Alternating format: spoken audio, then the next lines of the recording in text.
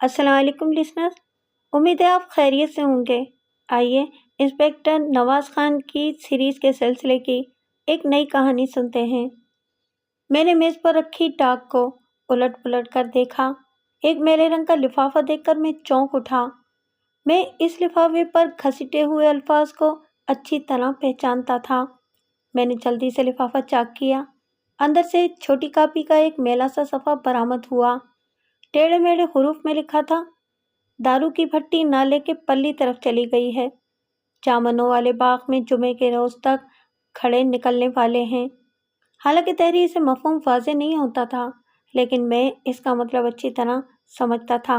بتانے والے نے بتایا تھا کہ اجیت سنگھ نے شراب کی بھٹی ایک نئی جگہ پر چالو کر لی ہے اور جمعے کے روز چھاپا مارنے سے مجرم رنگے ہاتھوں پکڑے جا سکتے تھے، کیونکہ اس روز کھڑے نکال کر شراب کشید کی جانے والی تھی۔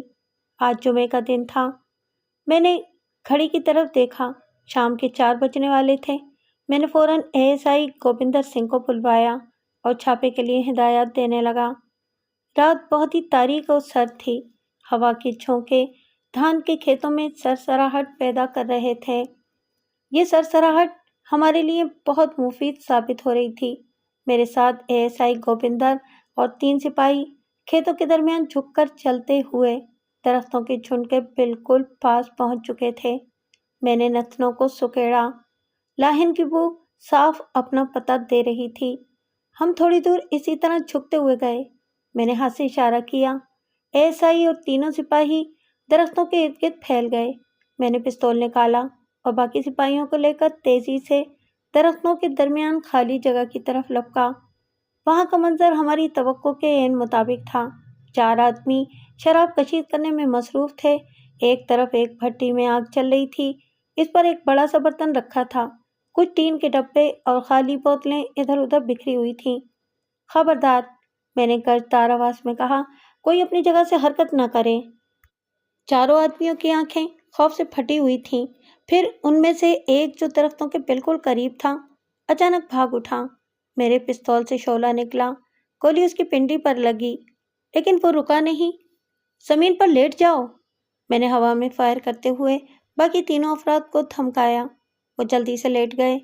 تھوڑی دیر بعد ASI گوبندر اور 2 سپاہی بھاگنے والی شخص کو گرفت میں لیے درختوں سے نمودار ہوئے۔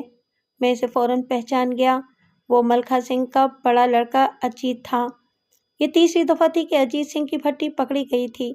اس سے پہلے بھی ایسے ہی 2 گمنام خطوط پر میں نے کامیاب چھاپے مارے تھے۔ اجیت کا باپ ماکھا یہاں کا کھاتا پیتا زمیندار تھا۔ 18 کے گاؤں میں اگر کوئی اس کی برابری کر سکتا تھا تو وہ اس کا بڑا بھائی لاکھا سنگھ تھا۔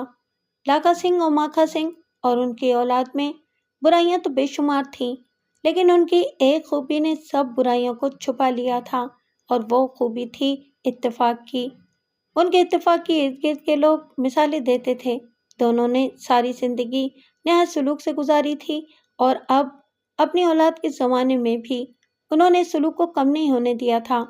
بڑا بھائی لاکھا سنگھ کے 3 بیٹے اجیت، رنجیت اور دلجیت تھے۔ ماکھے کے بیٹے کافی تیز ترار تھے اور آئے دن کہیں نہ کہیں پھڈا ڈال لیتے تھے۔ بڑے بھائی لاکھے کے بیٹے بھی کچھ کم نہیں تھے، لیکن ماکھا سنگھ کے بیٹوں کی نسبت کچھ امن پسند تھے۔ یہ کمی انہوں نے دوسری طرح پوری کی تھی۔ وہ کمینگی اور عیاری میں چچا زاد بھائیوں سے 2 ہاتھ آگے تھے۔ لاکھا اور ماکھا کی زمین گاؤں سے باہر کافی دور تک پھیلی ہوئی تھی۔ بظاہر یہ لوگ زمیندارا کرتے تھے، لیکن ماکھا کے بیٹے زمینداری کے علاوہ غیر قانونی چکر بھی چلاتے رہتے تھے۔ جہاں تک میں نے مشاہدہ کیا تھا، لاکھا اور ماکھا کے کچھ اصول تھے۔ وہ ایک دوسرے کے عیبوں کو چھپاتے تھے۔ گھر اور باہر کے تمام فیصلے اکٹھے بیٹھ کر کرتے تھے، اور ایک دفعہ کوئی فیصلہ ہو جانے پر سب لوگ اس پر ڈٹ جاتے تھے۔ فیصلہ چاہے غلط ہوتا تھا، لیکن وہ اتنی مضبوطی سے اس پر قائم ہو جاتے تھے کہ اس پر صحیح کا گمان ہونے لگتا تھا۔ لگان کی ہیرا پھیری سے لے کر لڑکیوں کے اغوا تک، اور لڑکیوں کے اغوا سے لے کر ناجائز بچے ٹھکانے لگانے تک، ہر کام وہ کرتے تھے، لیکن اس طریقے سے کہ کسی کو انگلی اٹھانے کی جرات نہیں ہوتی تھی۔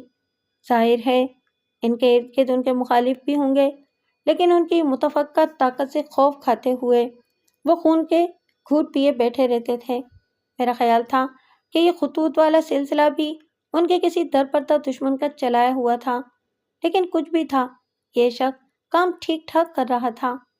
خط پر جودھ پور قصبے کی مہر ہوتی تھی، جو امرتسر جانے والی سڑک پر کوئی 15 میل کے فاصلے پر تھا۔ دوسرے روز مخبر بلال شاہ تھانے آیا۔ اس نے آتے کے ساتھ ہی کہا، خان صاحب، آپ کی پیش گوئی ٹھیک نکلی، لاکھا اور ماکھا کے درمیان کچھ انبن ہو ہی گئی ہے۔ میں نے اسے چھڑکا کہ اتنی اونچی آواز میں اطلاع دینے کی کیا ضرورت تھی؟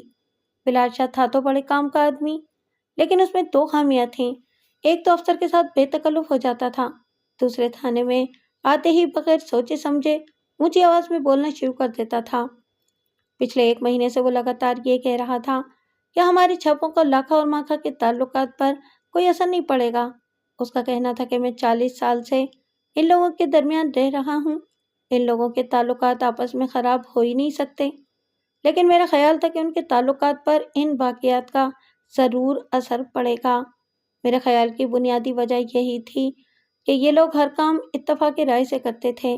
اگرچہ لاکھا کے لڑکے شراب کشید کرنے کے چکر میں نہیں تھے، لیکن انہیں علم تو سارا ہوگا کہ شراب کی بھٹی کہاں منتقل کی جا رہی ہے، شراب کب نکلے گی، وغیرہ وغیرہ۔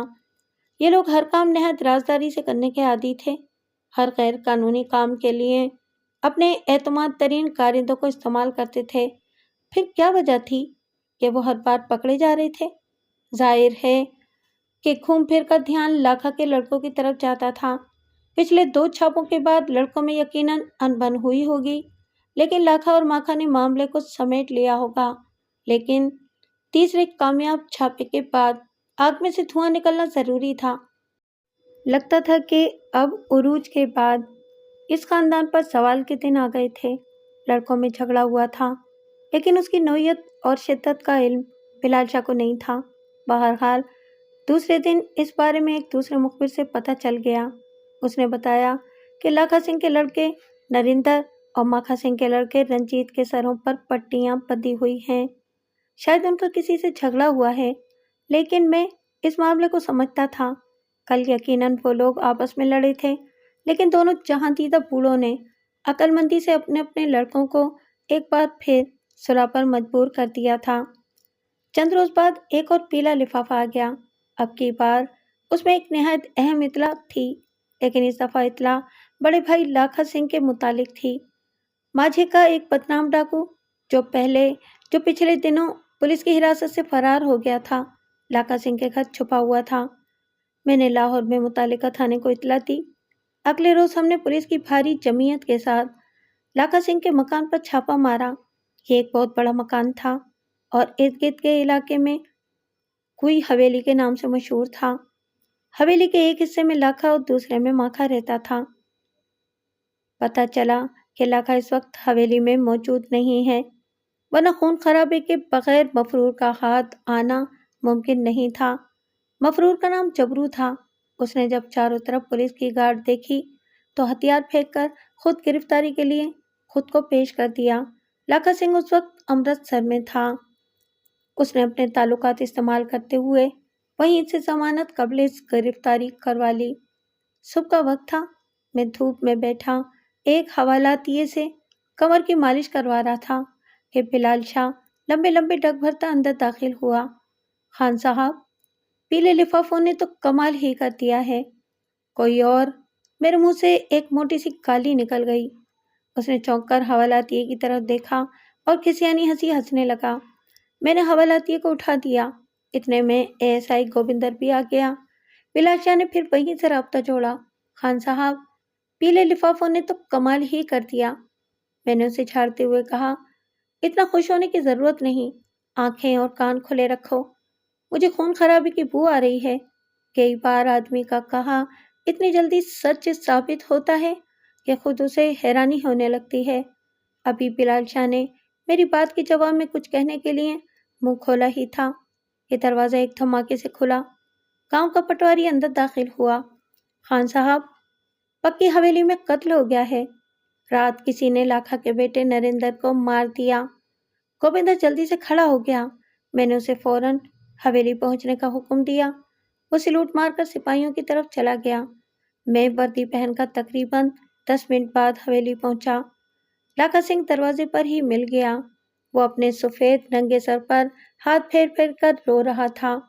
اس کی پگڑی گلے میں جھول رہی تھی۔ اس نے بتایا کہ صبح جب نریندر دیر تک نہیں اٹھا تو اس کی بھابھی کمرے میں داخل ہوئی۔ وہ چرپائی سے نیچے گرا پڑا تھا۔ کسی نے تیز دھار چھری سے اس کا گلا کاٹ دیا تھا۔ وہ پھر رونے لگا۔ میں موقع واردات پر پہنچا۔ کمرے میں جدوجہد کے آثار نہیں تھے۔ مقتول شاید تڑپنے کی وجہ سے نیچے گر گیا تھا۔ میں نے لاش کے قریب جا کر زخم کا معائنہ کیا۔ گھاؤ زیادہ گہرا نہیں تھا لیکن نرخرا کٹ چکا تھا۔ سامنے کوئی کھڑکی نہیں تھی، صرف ایک دروازہ تھا۔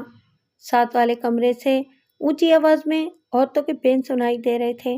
میں نے مقتول کی بھابھی کو بلا کر اس سے چند سوال کیے۔ وہ 20-22 سال کی ایک عام سی گھریلو عورت تھی۔ اس نے بتایا کہ دھوپ چڑھے میں نے ویر کے کمرے کا دروازہ کھولا۔ دروازہ اندر سے بند نہیں تھا۔ وہ خون میں لت پت فرش پر پڑا تھا۔ میں نے اس سے چند سوال اور کیے۔ پھر میں نے ASI گوبندر کو موقع واردات کا نقشہ تیار کرنے کا حکم دیا اور بیٹھک میں آ کر بیٹھ گیا۔ تقریباً 2 گھنٹے میں ماکھا سنگھ اور اس کے لڑکوں اور رات پہرا دینے والے چوکیداروں سے سوالات کرتا رہا۔ ماکھا سنگھ اور اس کے لڑکے کسی حد تک خاموش اور افسردہ دکھائی دیتے تھے۔ میں ماحول میں عجیب طرح کی کشیدگی محسوس کر رہا تھا۔ سب لوگ خاموش تھے لیکن جیسے اندر ہی اندر کوئی کھچڑی پک رہی تھی۔ کچھ فیصلے ہو رہے تھے۔ آخر میں نے لاکھا سنگھ سے سوال کیا کہ وہ ابتدائی رپورٹ میں کس کا نام لکھوانا چاہتا ہے۔ لاکھا سنگھ کی آنکھیں سرخ ہو رہی تھیں۔ اس نے کرسی آگے کو کھسکاتے ہوئے اطمینان سے کہا، لکھو جناب، ماکھا سنگھ، اجیت سنگھ، رنجیت سنگھ۔ کمرے میں کوئی چیز ایک چھناکے سے ٹوٹ گئی۔ ہر چیز پر اور ہر چہرے پر زلزلے کے آثار نظر آنے لگے۔ رنجیت سنگھ چیخا، تایا ہوش میں تو ہو؟ لاکھا سنگھ کا چہرہ خوفناک ہو رہا تھا۔ وہ دانت پیس کر غرایا، حرام زادو، میں تمہاری بوٹیاں کر دوں گا۔ اس نے 3-4 زوردار تھپڑ اس کے منہ پر مارے۔ اتنے میں مقتول کا بڑا بھائی راجندر کرپان تان کر اس پر جھپٹا۔ اس سے پہلے کہ خون خرابہ ہو جاتا، میں نے ASI اور سپاہیوں کو اشارہ کیا۔ انہوں نے تیزی سے آگے بڑھ کر مشتعل افراد کو گرفت میں لے لیا۔ ماکھا سنگھ بڑے بھائی سے چیخ چیخ کر کہہ رہا تھا، بھایا، تو نے ہم پر شک کیا ہے؟ تو نے باپ کی قبر کی مٹی اڑائی ہے۔ لاکھا سنگھ کا بڑا بیٹا راجندر سپاہی کی گرفت میں تڑپ تڑپ جا رہا تھا۔ کرپان ابھی تک اس کے ہاتھ میں تھی۔ میں نے آگے بڑھ کر کرپان اس کے ہاتھ سے چھین لی۔ لاکھا اور ماکھا کی لڑائی اور پھر ان کی علیحدگی گاؤں کی تاریخ کے اہم واقعات تھے۔ دونوں بھائیوں میں بٹوارا ہو گیا اور دونوں گھروں کے افراد ایک دوسرے کے خون کے پیاسے ہو گئے۔ ماکھا سنگھ اپنے بھائی سے زیادہ ہوشیار ثابت ہوا اور اس نے حویلی سمیت بہت سی نقد رقم اپنے حصے میں ڈلوا لی۔ قرضوں کا زیادہ بوجھ بھی لاکھا سنگھ کو ہی اٹھانا پڑا اور اوپر سے مقدمے بازی۔ نریندر عرف مکھن کی موت نے اس کی کمر توڑ دی تھی۔ وہ اس کا سب سے ہوشیار لڑکا تھا۔ پیداوار بھی گھٹ گئی تھی۔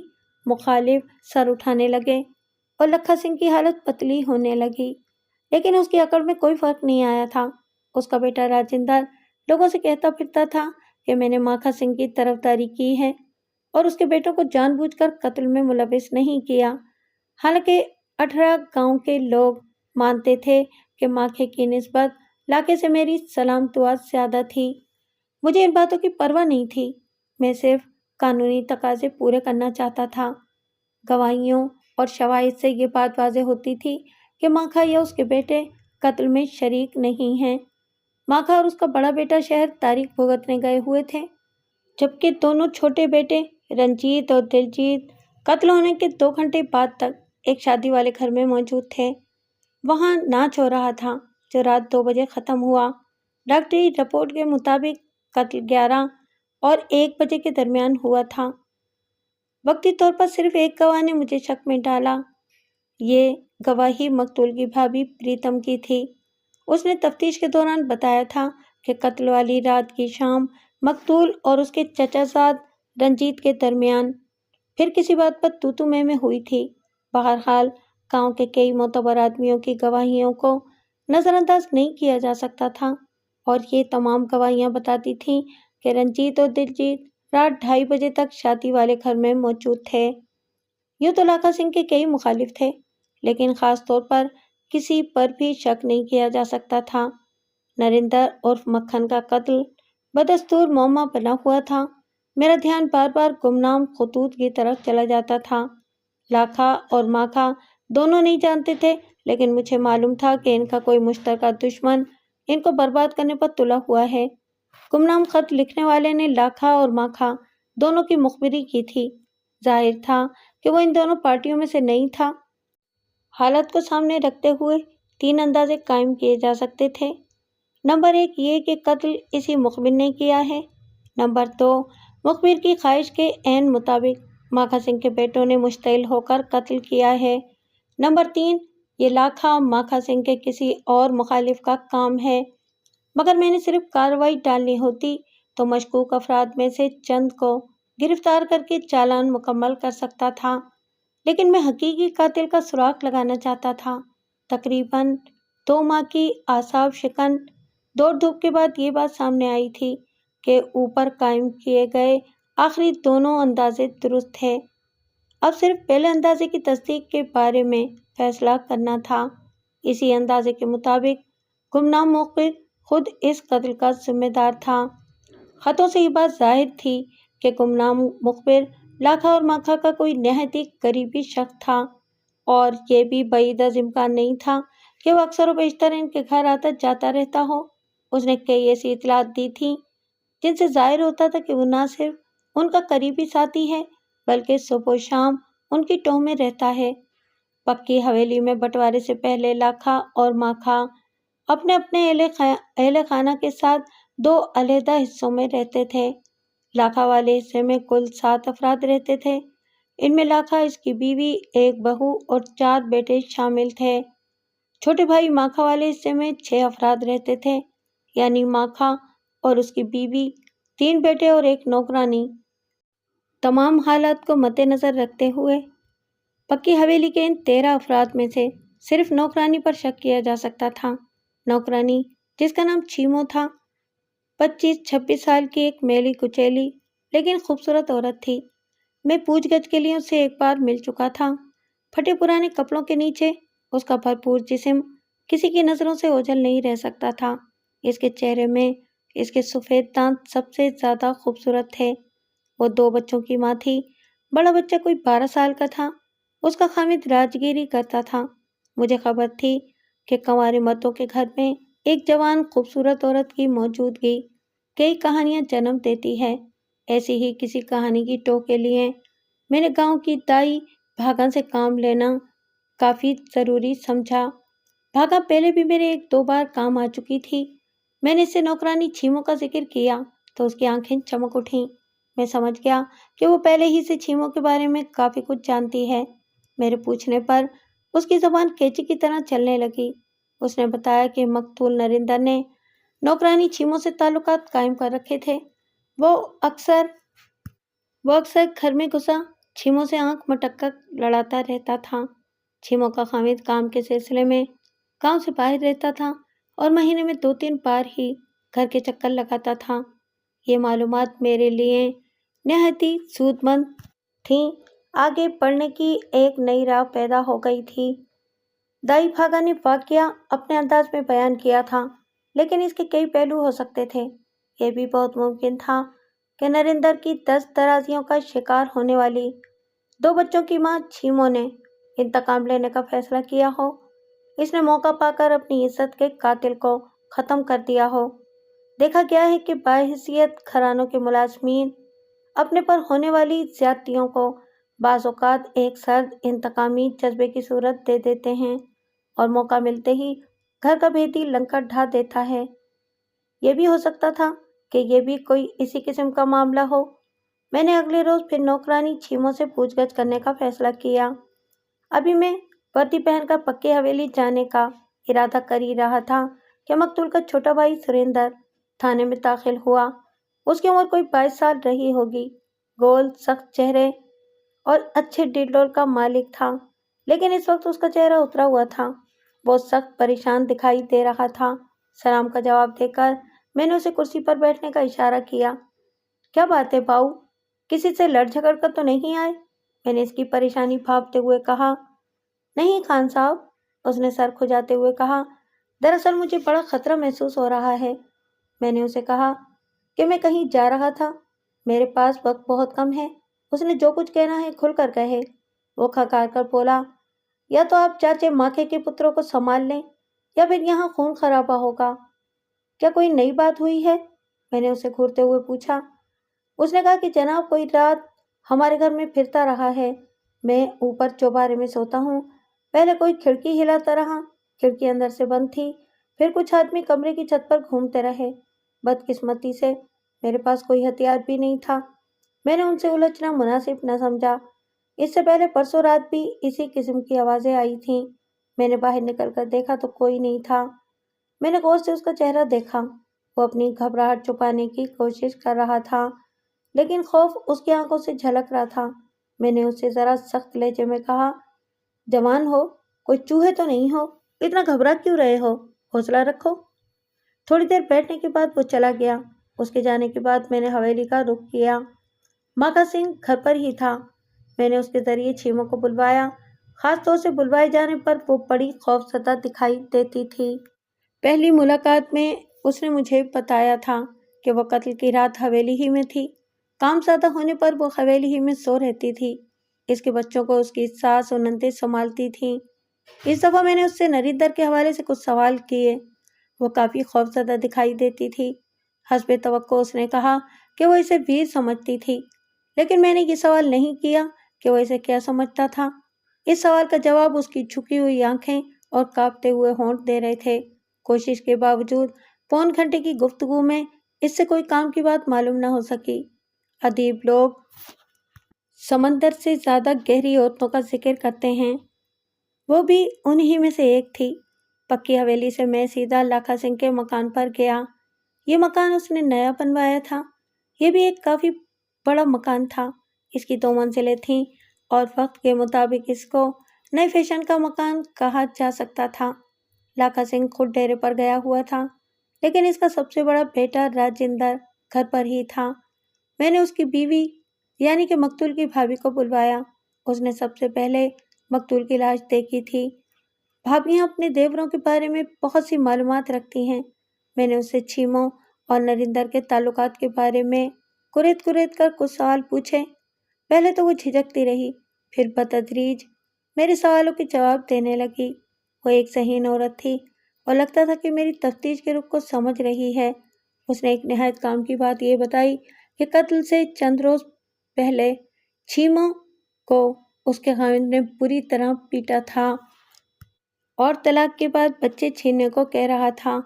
उसकी बातों से मेरे इस ख्याल की भी तस्दीक हुई कि छीमो से नरिंदर के ताल्लुकात बहुत हद तक एक तरफा थे।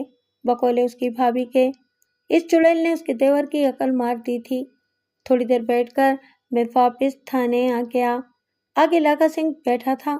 मैंने उसे बताया कि मैं तो खुद उसके घर गया हुआ था।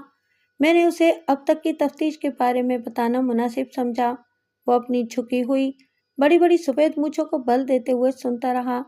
मैंने उसे गुमनाम खतों से लेकर उसकी बहू प्रीतम से मुलाकात तक के तमाम चीदा वाक़यात बताए। मैंने कहा, चौधरी लाखे, मैं इसीलिए कहता था कि ये कत्ल किसी ऐसे शख्स का काम है जो तुम दोनों भाइयों का दुश्मन है। गांव के पास लोगों की आदत होती है कि जो बात एक बार उनके जहन में बैठ जाए फिर वह निकलने का नाम ही नहीं लेती।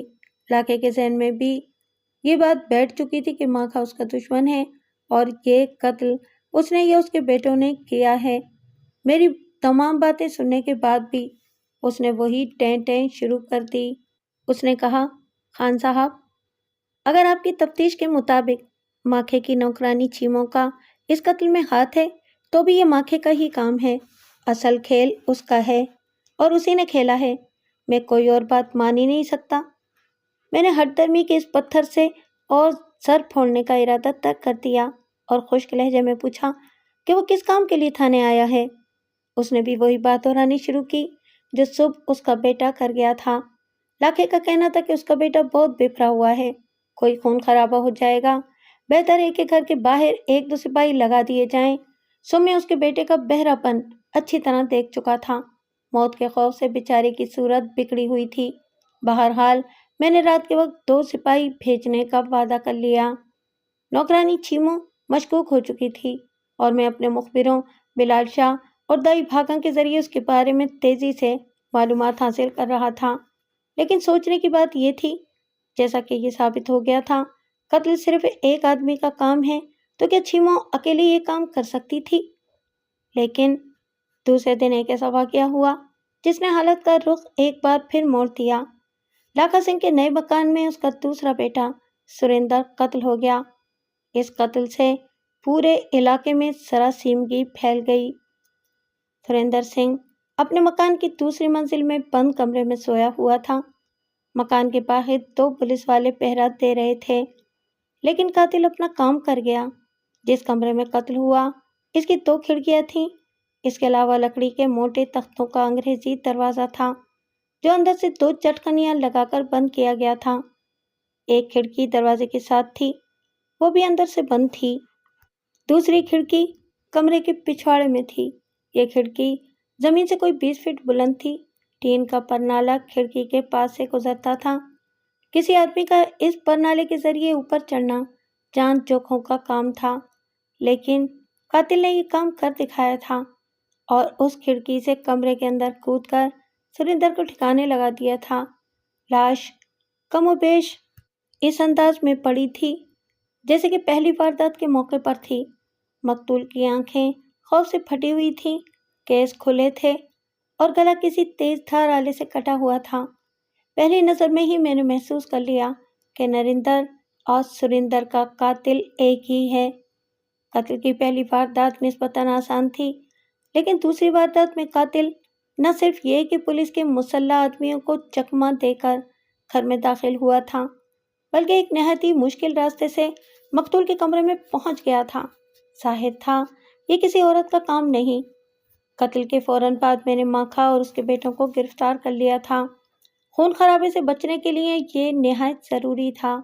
1 ماہ کے اندر اندر ایک ہی گھر کا یہ دوسرا فرد قتل ہو گیا تھا اور قاتل کا کوئی پتہ نہیں تھا۔ میں اپنے کندھوں پر زبردست بوجھ محسوس کر رہا تھا۔ میرا عملہ چاروں طرف بھاگ دوڑ میں مصروف تھا اور میں اپنی تمام تر ذہنی صلاحیت صرف کر کے قاتل تک پہنچنے کی کوشش کر رہا تھا۔ یہ ایک عام ٹگر سے ہٹا ہوا کیس تھا اور اس کے لیے مجھے قدرے مختلف انداز سے سوچنا پڑ رہا تھا۔ اس وقت میں تھانے میں مقتولین کے باپ چودھری ماکھے سے گفتگو کر رہا تھا کہ ASI گوبند کچھ کاغذات لیے اندر داخل ہوا۔ میں اس کے ہاتھ سے کاغذ لے کر دیکھنے لگا۔ اس پر گاؤں اور ارد گرد کے تقریباً 30 افراد کی تحریروں کے نمونے تھے۔ یہی وہ افراد تھے جو اس سارے علاقے میں کچھ لفظ لکھ سکتے تھے۔ ان میں سے کوئی تحریر بھی گمنام خطوں کی تحریر سے میل نہیں کھاتی تھی۔ آخر وہ کون شخص تھا جو گمنام خط لکھتا تھا؟ کون تھا وہ؟ اتنے میں دور سے بلال شاہ کی آواز سنائی دی۔ وہ حسب معمول بلند آواز میں بولتا ہوا اس طرف آ رہا تھا۔ اس وقت وہ لاکھا سنگھ کی شان میں قصیدے کہہ رہا تھا اور لاکھا سنگھ میرے پاس بیٹھا تھا۔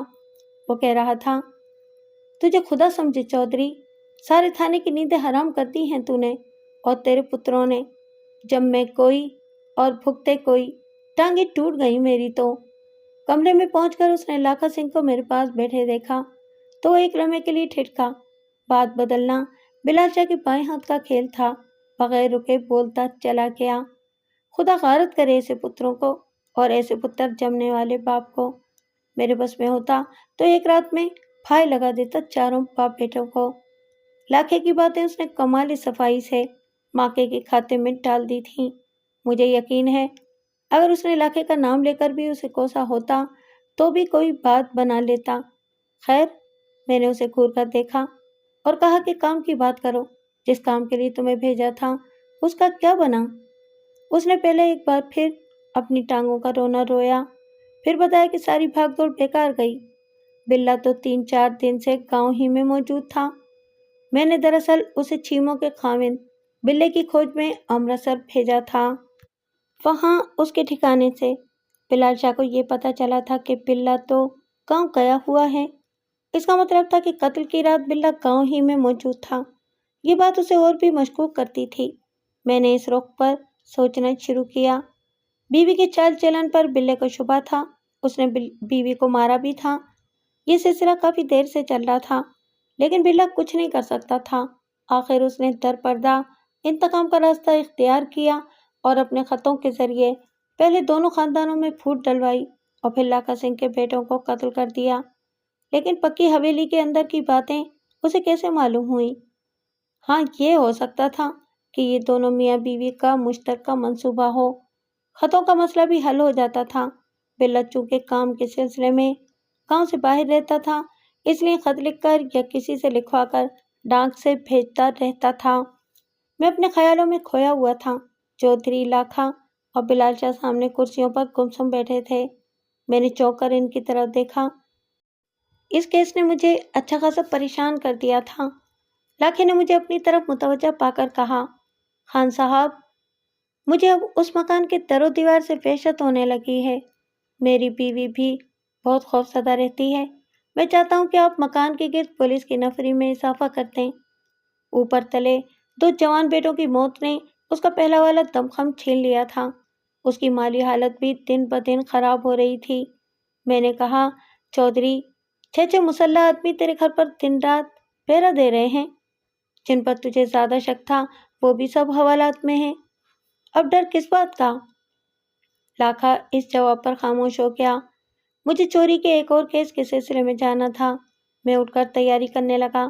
اتنے میں جودھ پور کا پوسٹ ماسٹر دروازے میں نظر آیا۔ آگے بڑھ کر اسے فوراً دوسرے کمرے میں لے گیا۔ جودھ پور کے ڈاک خانے کی نگرانی ہو رہی تھی، لیکن پھر بھی مخبر پکڑا نہیں جا سکا تھا۔ اس نے صرف ایک دن پہلے ایک لفافہ سپرد ڈاک کیا تھا اور وہ لفافہ پکڑے پوسٹ ماسٹر میرے سامنے کھڑا تھا۔ بہرحال ایسا ہوتا ہی رہتا ہے۔ میں نے لفافہ چاک کیا۔ کاپی کے ایک چھوٹے سے صفحے پر یہ الفاظ لکھے تھے، شب رات سے پہلے پہلے لاکھا کے چھوٹے پتر کا کام مک جائے گا۔ ان ٹیڑھے میڑھے حروف میں ایک خوفناک دھمکی پوشیدہ تھی۔ ان دنوں دیہی علاقوں میں ایسی ڈاکوں کی کہانیاں بکثرت گردش کرتی رہتی تھیں، جو کہ ڈاکہ ڈالنے سے پہلے اس کی اطلاع دے دیتے تھے۔ یہ شخص بھی کسی ایسی ہی کہانی سے متاثر نظر آتا تھا۔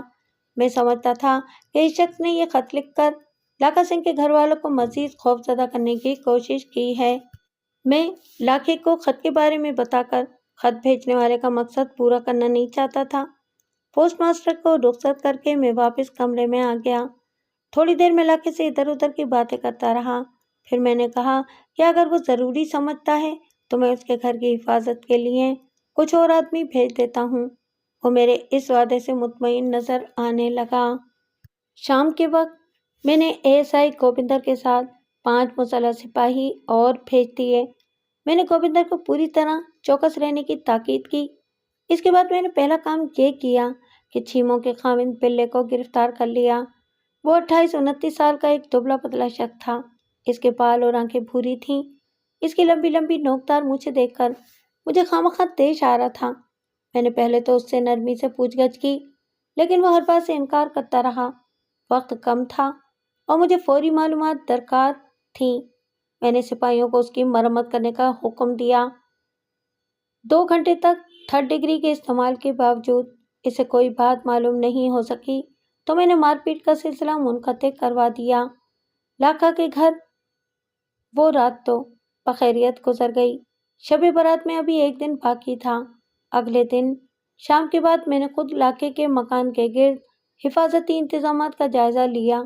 انتظامات ہر طرح سے مکمل تھے اور اگر قاتل کو جن بھوت نہیں تھا تو حفاظتی گارڈ کو چکمہ دے کر گھر کے اندر داخل نہیں ہو سکتا تھا۔ اس وقت رات کے 12 بجے تھے۔ میں تھانے میں تھا اور بلے سے پوچھ گچھ کر رہا تھا۔ تھوڑی دیر بعد میں اپنے دفتر میں چلا گیا۔ کمرے کی عقبی کھڑکی کھلی تھی۔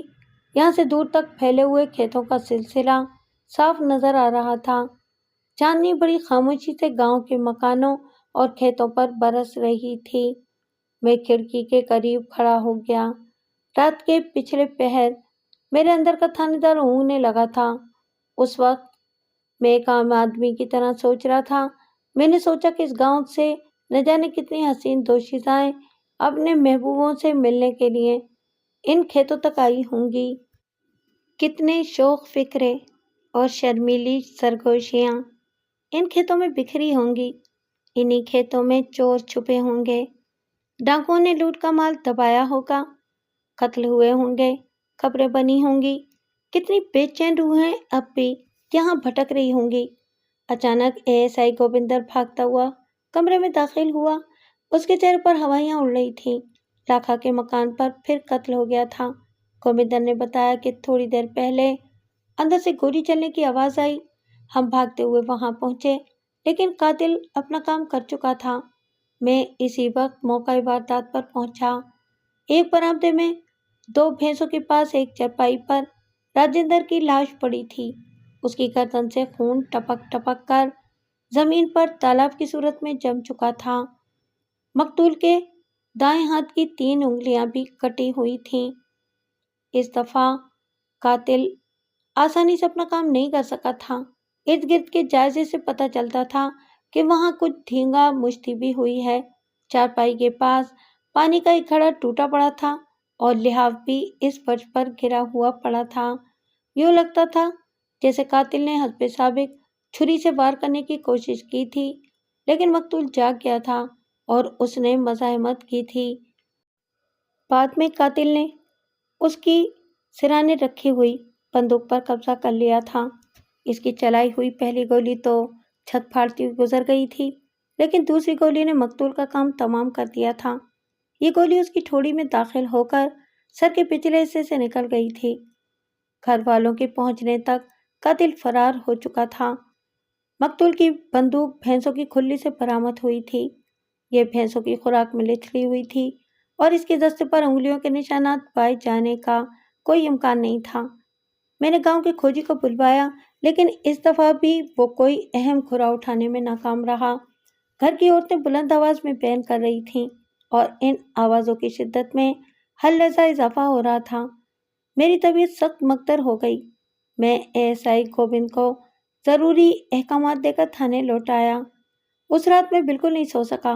کبھی میرا دل چاہتا تھا کہ اس کیس کے تمام مشکوک کرداروں کو پکڑ کر تھانے میں لے آؤں اور ان پر اس وقت تک سختی کروں جب تک قاتل کا پتہ نہ چل جائے۔ حالات بہت بگڑ گئے تھے اور کسی بھی وقت اعلیٰ افسروں کی طرف سے طلبی ہو سکتی تھی۔ چیموں کا خامد بلّا ابھی تک بند تھا۔ سپہر کے وقت اس کی بیوی اپنے دونوں بچوں کے ساتھ روتی ہوئی تھانے آ گئی۔ اس نے میرے پاؤں پکڑ لیے اور بچوں کا واسطہ دے دے کر کہنے لگی کہ میں اس کے خامد کو چھوڑ دوں۔ بلے کو پکڑ کے رکھنے کا اب کوئی جواز بھی نہیں تھا۔ غریب آدمی کو پانی پینے کے لیے ہر روز کنواں کھودنا پڑتا ہے۔ اگر وہ چند دن اور حوالات میں رہتا تو بچے بھوکوں مرنے لگتے۔ میں نے اسے چھوڑنے کا فیصلہ کر لیا، لیکن اچانک میں چونک گیا۔ بڑا لڑکا جس کی عمر کوئی 12-13 سال تھی ہاتھ میں کتابیں پکڑے ہوئے تھا۔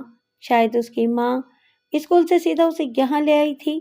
کتابوں کے اوپر خاکی کاغذ کے کور چڑھے ہوئے تھے اور ان پر سیاہ روشنائی سے نام وغیرہ لکھا تھا۔ گلزار احمد، جماعت ششم۔ گلزار کے گاف پر میری نظر اکٹک کے رہ گئی۔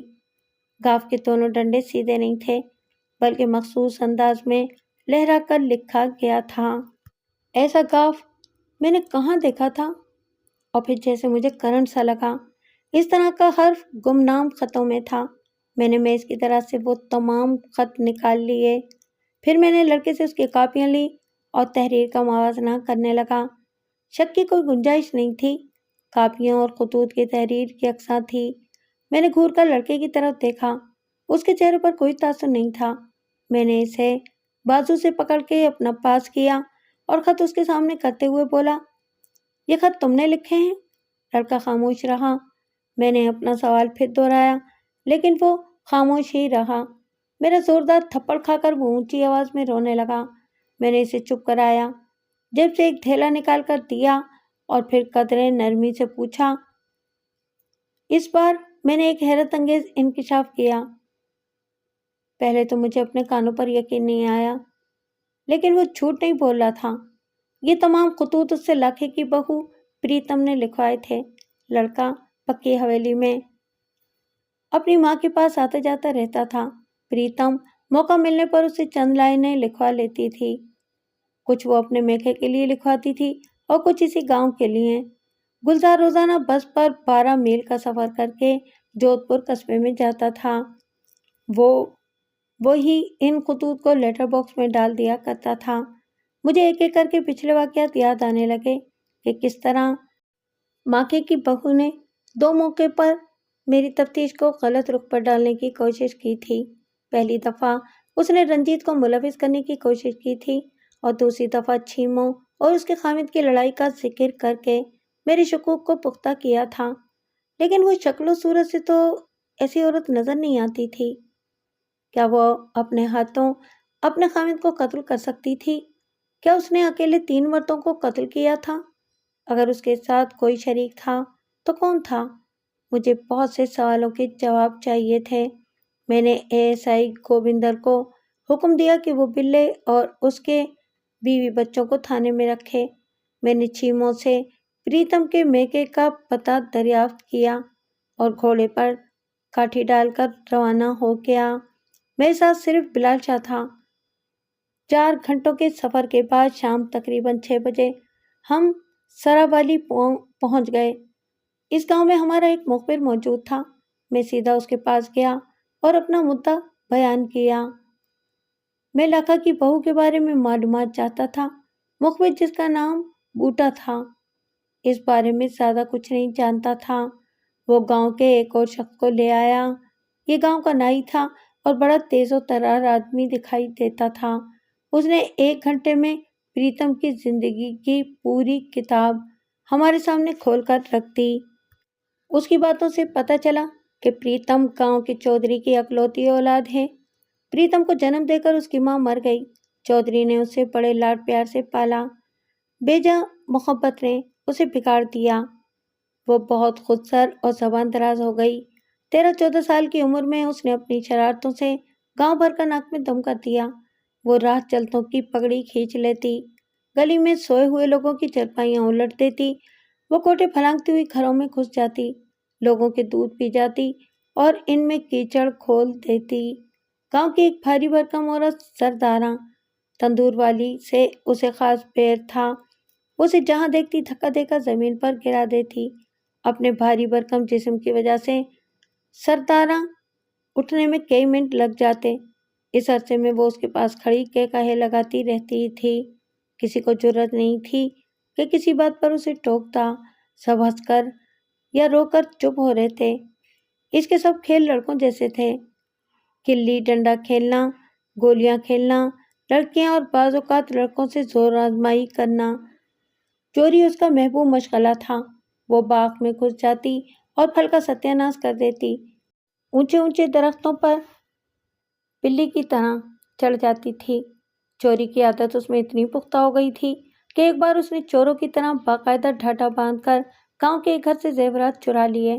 رفتہ رفتہ اس کو محسوس ہونے لگا تھا کہ اس کے بیجا لاڈ پیار نے پریتم کو حد درجہ بگاڑ دیا ہے، لیکن اب پانی سر سے گزر چکا تھا۔ وہ اگر اسے کسی بات پر ٹوکتا تو وہ مشتعل ہو جاتی اور اگلے دن کوئی اس سے بھی بڑا کارنامہ انجام دیتی۔ لیکن پھر ایسا ہوا کہ پریتم کی زندگی میں گاؤں کا ایک خوبرو نوجوان آ گیا۔ کچھ ایسے اتفاقات ہوئے کہ وہ اس سے محبت کرنے لگی۔ یہ نوجوان، جس کا نام نعمت علی تھا، اسی سرداراں کا لڑکا تھا جسے پریتم تنگ کیا کرتی تھی۔ پریتم نعمت علی کے چوڑے چکلے سینے اور گھنگریالے بالوں پر ایسی ریجھی کہ ساری چوکڑی بھول گئی۔ جلد ہی گاؤں کے لوگ اس میں ایک حیرت انگیز تبدیلی محسوس کرنے لگے۔ یوں لگتا تھا جیسے وہ لڑکے سے لڑکی بن رہی ہو۔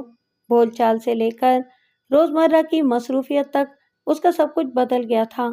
گاؤں کے لوگوں نے سکھ کا سانس لیا اور طبی زبان میں نعمت علی کو دعائیں دینے لگے، جس نے اس منہ زور لڑکی کو لگام ڈالی تھی۔ پریتم، جو پہلے سرداراں تندور والی کو دیکھتے ہی اپنی پر آ جاتی تھی، اب ہر وقت اس کی خدمت گزاری کا موقع تلاش کرتی رہتی۔ پنگھٹ پر اس کا پانی بھرتی، گھر کے پچھواڑے اس کے ساتھ ابلے تھاپتی، بعض اوقات تو اس کے لیے ایندھن بھی اکٹھا کر کے لاتی۔ گاؤں کے لوگ ساری بات سمجھتے تھے، لیکن کسی سکھ، مسلمان یا ہندو کو اتنی جرأت نہیں تھی کہ چودھری کی بیٹی پر انگلی اٹھا تھا۔ یہ سلسلہ کافی دیر تک چلتا رہا اور پھر ایک ایسا واقعہ ہوا جس نے پریتم سے سب کچھ چھین لیا۔ سردارہ کا تندور گھر کے اندر ہی تھا۔ ایک رات شاید وہ اسے ڈھانپنا بھول گئی۔ رات کو ہوا چلی اور تندور کے قریب رکھے ہوئے ایندھن کے ڈھیر نے آگ پکڑ لی۔ چند ہی لمحوں میں گھر آگ کی لپیٹ میں آ گیا۔ گھر کے مکین سوئے ہوئے تھے۔ سردارہ اور نعمت علی سمیت 8 افراد میں سے کوئی بھی زندہ نہ بچ سکا۔ مرنے والوں میں 12 سال سے کم عمر کے 3 بچے بھی تھے۔ اس واقعے کے 1 ماہ بعد ہی پریتم کی شادی ہو گئی۔ آتش زدگی کے اس واقعے کے بارے میں نے پہلے بھی کہیں سنا تھا۔ حالات اور واقعات کی پوری تصویر میری آنکھوں کے سامنے تھی۔ میرا ذہن تیزی سے مختلف کڑیوں کو جوڑنے میں مصروف تھا۔ 2 صورتیں ہو سکتی تھیں۔ آگ اتفاقیہ لگی تھی یا جان بوجھ کر لگائی گئی تھی۔ یقیناً آتش زدگی کا واقعہ اتفاقیہ نہیں تھا۔ آگ جان بوجھ کر لگائی گئی تھی، لیکن کس نے لگائی تھی؟ ہو سکتا ہے یہ پریتم کے باپ کا کام ہو، لیکن نہیں۔ مخبر کی باتوں سے ظاہر ہوتا تھا کہ وہ اس قسم کا کام خود نہیں کر سکتا۔ پھر پریتم کے سسرال والوں پر بھی شک کیا جا سکتا تھا، لیکن شک نہیں بلکہ یقین سے کہا جا سکتا تھا۔ یقیناً یہ لاکھے اور اس کے بیٹوں کا کام تھا۔ اس قسم کا کام عمومی طور پر وہی لوگ کر سکتے تھے۔ شادی کے بعد پریتم کو اس گھناؤنے فعل کا پتہ چلا ہوگا اور وہ سرتاپا انتقام بن گئی ہوگی۔ اس محبوب کے لیے اس نے اپنی زندگی بدل دی تھی۔ وہ خدائی فوجداروں کے ہاتھوں اپنی زندگی ہار گیا تھا۔ اسے جھوٹے نام و ناموس کی بھینٹ چڑھا دیا گیا تھا۔ وہ ایک بار پھر پرانی پریتم بن گئی تھی، لیکن اس دفعہ اس نے کوٹھے نہیں پھلانگے تھے، دودھ نہیں پیے تھے، چارپائیاں نہیں الٹائی تھیں۔ اس نے قتل کیے تھے، نہایت دلیری اور شفاقی سے۔ اس نے اپنے شریر ذہن کو ایک اور انداز سے استعمال کیا تھا۔ اس نے اپنے دشمنوں میں نفاق کا بیج بویا تھا، انہیں ٹکڑے ٹکڑے کیا تھا اور پھر چن چن کر مارا تھا۔ میں اپنی جگہ سے کھڑا ہو گیا۔ وہ بفری ہوئی شفاق قاتلہ لاکھے کے گھر موجود تھی۔ تمام حفاظتی انتظامات کے باوجود لاکھے اور اس کے اہل خانہ کی زندگیاں سخت خطرے میں تھیں۔ میں اپنی ٹوپی سنبھالتا ہوا تیزی سے اٹھا اور بلال شاہ کو ساتھ لے کر گھوڑوں کی طرف بڑھتا چلا گیا۔ 4 گھنٹے کا سفر تقریباً 2.5 گھنٹے میں طے کر کے ہم گاؤں واپس پہنچ گئے۔ لاکھے کا مکان گاؤں کی بیرونی حدود میں تھا۔ مکان کے دروازے کے پاس 2 سپاہی ٹہل رہے تھے۔ بیرونی دیوار کے ساتھ ساتھ بھی مسلح سپاہی موجود تھے۔ باقی جوان شاید اندر صحن میں چارپائیاں ڈالے بیٹھے تھے۔ مجھے دیکھتے ہی سپاہیوں نے سلیوٹ کیا۔ سلیوٹ کی آواز سن کر گوبندر سنگھ جلدی سے باہر آیا۔ بلال شاہ نے کہا، کچھ اندر کا پتہ ہے آپ کو؟ گوبندر نے اطمینان سے کہا، سب ٹھیک ہے۔ سب ٹھیک نہیں ہے، میں نے گھڑی کی طرف دیکھتے ہوئے کہا۔ رات کے ٹھیک 11:30 بجے تھے۔ اس سے پہلے کہ میں اندر کی طرف قدم بڑھاتا، ایک نسوانی چیخ سنائی دی، لیکن اس چیخ میں خوف یا درد کی بجائے ایک وحشت سی تھی۔ گوبندر سنگھ میرے منہ کی طرف دیکھ رہا تھا۔ میں نے ایک لمحہ ضائع کیے بغیر اسے سپاہیوں کے ساتھ پیچھے آنے کا اشارہ کیا اور اندر گھستا چلا گیا۔ صحن خالی تھا۔ میں بھاگتا ہوا مکان کی دوسری طرف گیا، تب اچانک اوپری منزل کی ایک کھڑکی دھماکے سے کھلی اور کسی شخص نے بڑی بدحواسی میں صحن میں چھلانگ لگا دی۔ وہ دھب کی زوردار آواز سے نیچے گرا۔ ایک لمحے کے لیے ساکت رہا، پھر اس نے اٹھ کر بھاگنے کی کوشش کی، لیکن لڑکھڑا کر گر گیا۔ کوئی سیڑھیوں پر سے بھاگتا ہوا نیچے آیا۔ میں اسے جسم سے فوراً پہچان گیا۔ وہ پریتم ہی تھی۔ اس نے منہ پر شاید دوپٹے کا ڈھاٹا باندھ رکھا تھا۔ اس کے ہاتھ میں ایک لمبی چھری تھی۔ عین اس لمحے زمین پر پڑا ہوا شخص چلانے لگا، بچاؤ بچاؤ! وہ ہمیں دیکھ کر ایک لمحے کے لیے ٹھٹکی۔ اس کے تیور خطرناک تھے۔ گوبندر سنگھ آگے بڑھا، لیکن اس نے اتنے جنونی انداز میں چھری گھمائی کہ وہ پیچھے ہٹنے پر مجبور ہو گیا۔ بلال شاہ کا ذہن ایسے موقعوں پر تیزی سے کام کیا کرتا تھا۔ اس نے کہیں قریب سے ایک اینٹ پکڑی اور تاک کر اس کے سر پر نشانہ مارا، لیکن نشانہ خطا گیا۔ اینٹ اچھڑتی ہوئی اس کے کندھے پر لگی۔ اس نے ایک خوفناک چیخ ماری اور تیر کی طرح بلال شاہ کی طرف لپکی۔ بلال شاہ گھبرا کر الٹے پاؤں پیچھے ہٹنے لگا۔ صورتحال نہایت سنگین تھی۔ میں پستول نکال ہی رہا تھا کہ گوبندر سنگھ نے جرأت کا مظاہرہ کرتے ہوئے اسے پیچھے سے جکڑ لیا۔ میں نے آگے بڑھ کر چھری اس کے ہاتھ سے چھین لی۔ ہاتھا پائی میں اس کا ڈھاٹا نکل چکا تھا۔ وہ پریتم ہی تھی، لیکن یہ وہ پریتم نہیں تھی جسے میں 2-3 بار پہلے دیکھ چکا تھا۔ وہ ایک بدلی ہوئی عورت تھی۔ اس پر جنونی کیفیت طاری تھی۔